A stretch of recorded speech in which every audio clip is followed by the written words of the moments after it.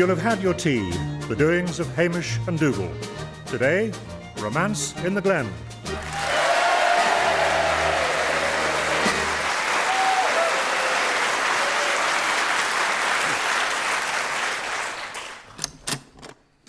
Hamish. Dougal, you'll have had your tea. I wouldn't say no to a cuppy. Oh, dear, just when I've run out. I haven't a leaf in the house. Goodbye. Oh, well, a coffee would be fine. Oh, coffee, is it? Coffee? His lordship fancies a coffee, does he? I'd better tug my forelock and fill the catheter. What's got into you, man? Nothing. Hamish, old friend, what the devil's the matter with you? Not a thing. You've been acting very strangely lately. We've all seen you mooning about the village. Well, my kilt got stuck in my belt. Nevertheless, Mrs. McAllister had to ask you to move away from her hot cross bun display.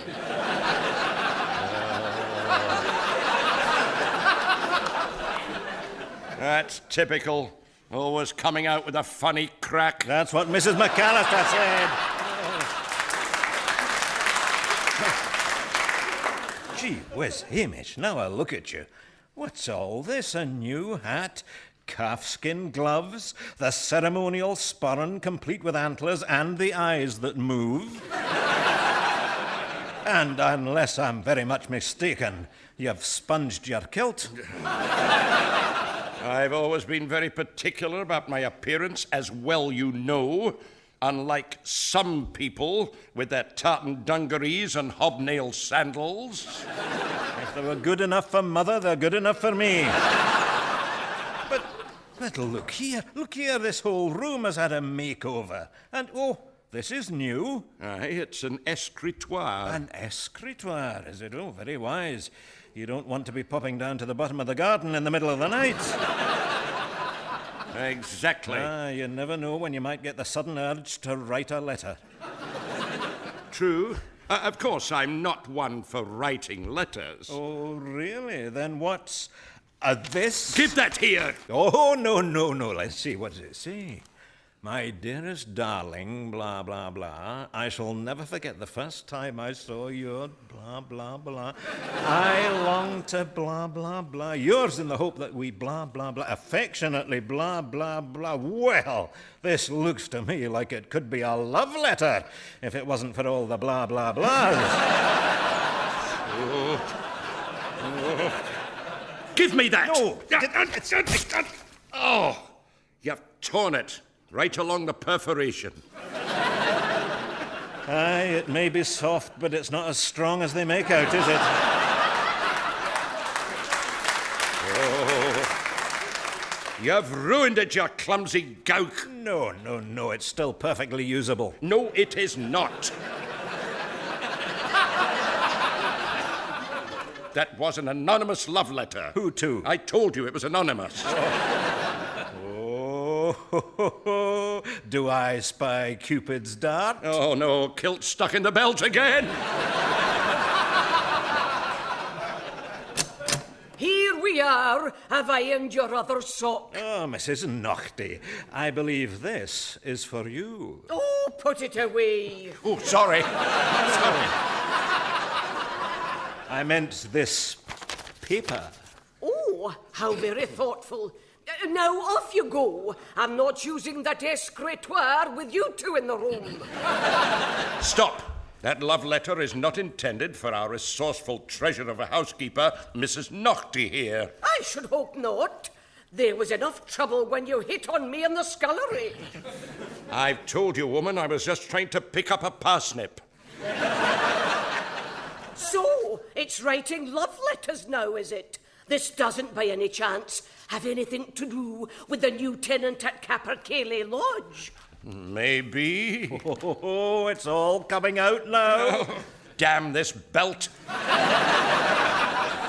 Come along, Mrs. Naughty. Spit it out. Very well. Good shot. Good shot. Have a goldfish. No.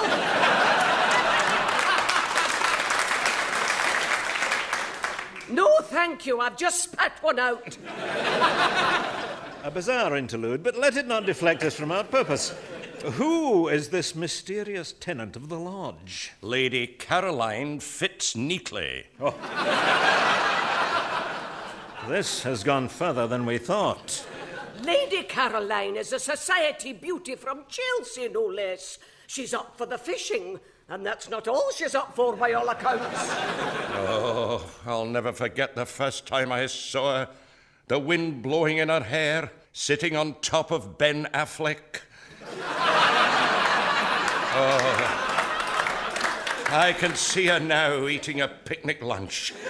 The moment I saw her, I felt something snap. You know, I'd get rid of that belt if I was you. Hamish, old friend, whatever made you think that a sophisticated society beauty like Lady Caroline would give a second glance to a clapped-out, ignorant, clumsy, repulsive, unhygienic peasant like you, you ugly old bastard? Oh, I know you're just trying to make me feel better, but I must follow my dream.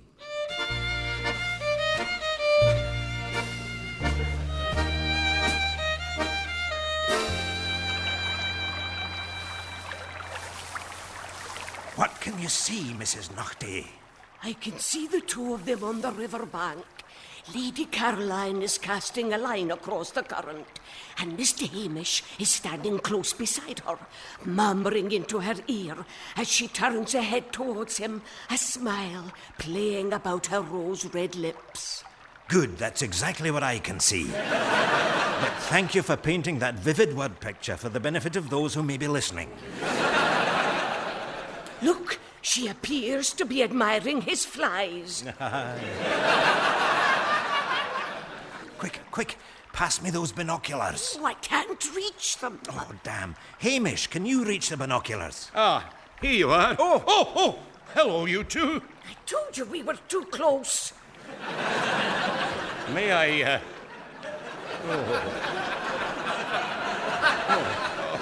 May I introduce my friend, Lady Caroline fits neatly. How do you do? Hello, Lady Caroline. I believe this is your first time. Oh, she soon got the hang of it. Soon as I took my tackle out, there was no stopping her. Dear Hamish has been teaching me how to handle his rod, or cock as we call it in London society.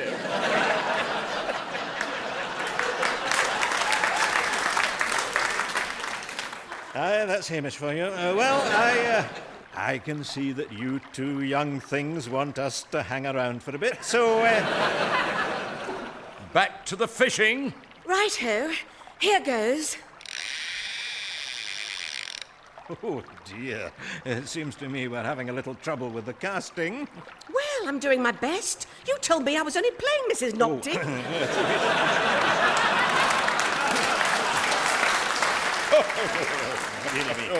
No. Oh, look! James, it's a big one. Help her pull it out. She's handling it like an old pro. Oh, I do love it when you talk fishing. All together now. Heave! Oh, it's on the bank. What a monster. Good afternoon. Glory be a talking fish. It's me, the lad. And who is this saucy little charmer? It's Hamish. No, of course I recognize that clapped-out, ignorant, clumsy, repulsive, unhygienic peasant's face, the ugly old bastard. Then it's true.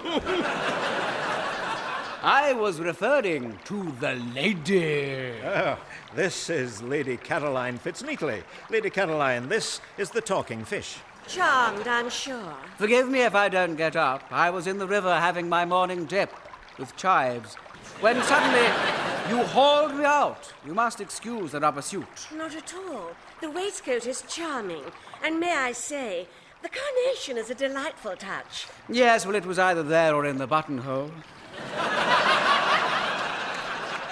Lady Caroline, will you walk a little way with me? I'd be glad to. Goodbye, Hamish. Goodbye, Dougal. Goodbye, fish. Come, my dear.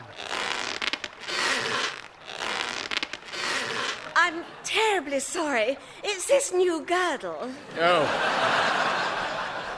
Don't worry, I'll soon have that ripped off.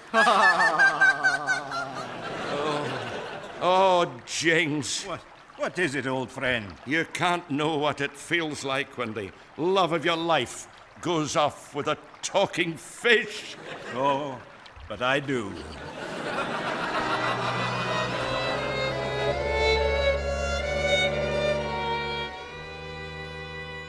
Oh, I can just imagine them now, lying naked in front of a roaring fire, tucking into plaice and chips. Oh, surely not. Oh, yes, he tried that on with me, you know. I wasn't having any of it. I should hope not. You're a haddock man, if ever there was one. Ah, true.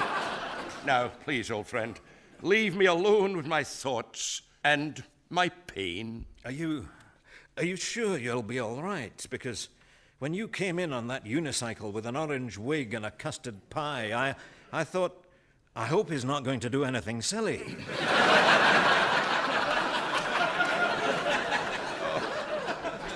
Oh, cruel world. What's left for the likes of me? Here we are. A nice bit of haddock for your tea. Thank you, Mrs. Naughty. Oh, bumhoots.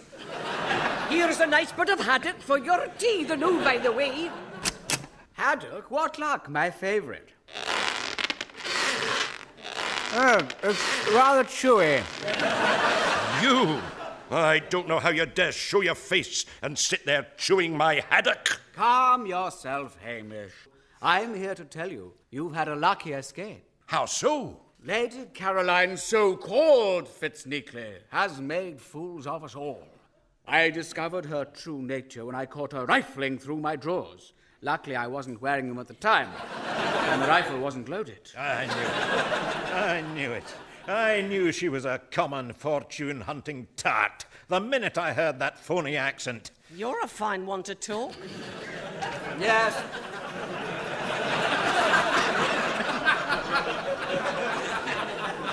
Yes, she was just after my money. I sent her packing when she confessed the only man she ever truly loved was Hamish. She what? Yes, Hamish was her heart's desire. So I chased her off with the dogs. Hey, a happy conclusion for one and all. No. Wait a minute. We won't be seeing her again, the trollop. Hurrah! Hurrah! Now you're all invited up to the big hoose for plaice and chips in front of a roaring fire. But Come no, on, come on, man, it'll do you good. Mrs. Naughty, put out that fire. Let's all put our clothes back on and away. Up to the big hoose. No, What but are we waiting for? That's the spirit. Lead on, fish. Oh, but no. But wait, no, but what? No!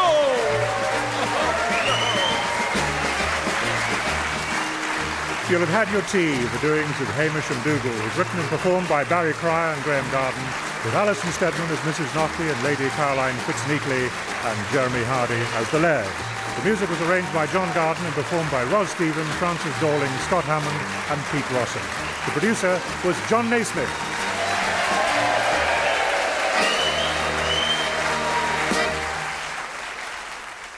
And there'll be more from Hamish and Dougal tomorrow at 6:15.